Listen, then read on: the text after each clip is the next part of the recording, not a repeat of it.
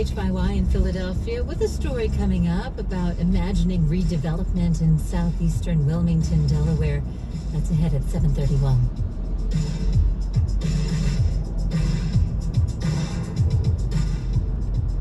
Supporting WHYY, Thomas Jefferson University is helping to prepare students for a world where rapid change is the norm. Who are Thomas Jefferson University students? They are designers, healers, engineers, builders, and innovators. With a Jefferson education that crosses disciplines, students can benefit from different perspectives to help ignite new ideas and make the impossible possible. Jefferson, redefine possible. Supporting WHYY, The Quadrangle, a Sunrise senior living community in Haverford, where 65-plus seniors are active, independent, and lifelong learners. You can discover this inclusive and engaged independent living community by visiting thequadrangleccrc.com. Live from NPR News in Washington, I'm Dave Mattingly. The Pentagon says the U.S. military has carried out airstrikes in eastern Syria, targeting sites used by Iran's Revolutionary Guard Corps. The strikes were in response to recent attacks targeting American forces in the region, including ones in Syria and Iraq. As NPR's Quill Lawrence reports, the Pentagon also says it's deploying an additional 900 troops to the Middle East. Attacks against the U.S. around the region, including at a base in the Kurdish region of northern Iraq, have injured at least 21 troops. Pentagon spokesman General Patrick Ryder said troops are being sent to deter U.S. adversaries in the region, not to fight in Israel. But the United States is focused on helping Israel defend itself against terrorism. We're also focused on ensuring that this conflict does not widen so that more innocent people are killed. We will continue to have those important conversations with our Israeli partners about proportionality and civilian safety. Ryder also confirmed the U.S. is sending Israel missile interception systems. Quill Lawrence, NPR News. The Israeli military says its forces carried out a targeted raid inside Gaza for the second night in a row ahead of an expected Israeli ground assault targeting Hamas. Separately, the UN's humanitarian aid coordinator describes the flow of relief supplies into Gaza as barely trickling in. This is NPR News. Good morning. This is Morning Edition. It's 7:31. I'm Jennifer Lynn, WHYY News in Philadelphia. Delaware officials are hoping new plans to redevelop land on the southeastern side of Wilmington will bring greater prosperity to the area. WHYY's Johnny Perez Gonzalez has more on what that change may look like.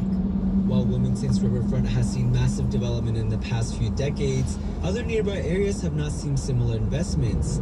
Next week, city, state, and national leaders will be in town to talk about expanding growth to the southeastern side of the city as part of the Opportunity Lives Here project. State Senator Darius Brown represents the area. We've seen how the economy has changed, and many of those manufacturing powder mills and so on and so forth have gone out of business, and these industrial areas have sat without the attention, the curation, and investment needed and necessary for businesses to prosper. He said the new development will offer additional support, enhancing stability for the working class. Also, building off of the working class, middle class prosperity of our more stable neighborhoods so that we can ensure that they have all the amenities that they deserve. Those new investments include residential and commercial real estate development, hospitality and entertainment venues, among other plans.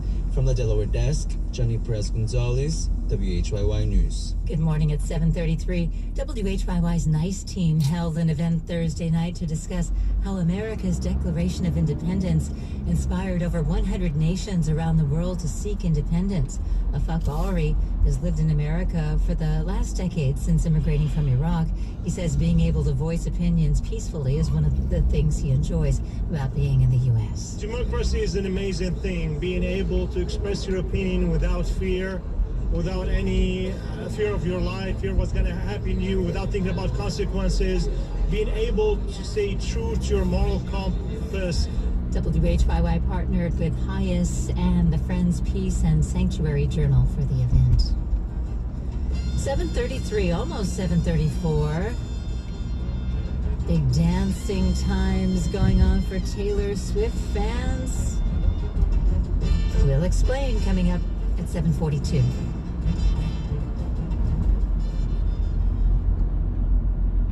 Support for NPR comes from this station. And from Ooma, a cloud-based phone service for any size business with an automated virtual receptionist, video meetings, and other features to connect to customers and coworkers anywhere at ooma.com/NPR. And from Your Part-Time Controller, specializing in nonprofit accounting. Your Part-Time Controller helps nonprofit organizations, including schools, with their accounting needs. More at yourparttimecontroller.com. This is NPR. It's Morning Edition from NPR News. I'm A. Martinez in Culver City, California. And I'm Layla Falden in Washington, D.C. Good morning. President Biden invited Arab and Muslim American leaders to the White House yesterday, holding the first such meeting since the war began between Israel and Hamas. Among the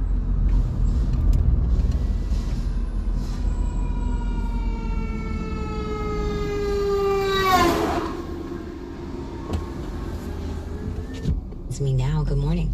Good morning. So I want to start with how you're feeling about the meeting yesterday. What did you go to tell the president? There was a level of tremendous apprehension about this meeting, to be very honest. Part of it was there is no secret that there currently exists a tremendous level of anxiety, anger, disappointment among American Muslims, Palestinians, conscientious people of all backgrounds who have, of course, unequivocally condemned the atrocities and the loss of life inside Israel.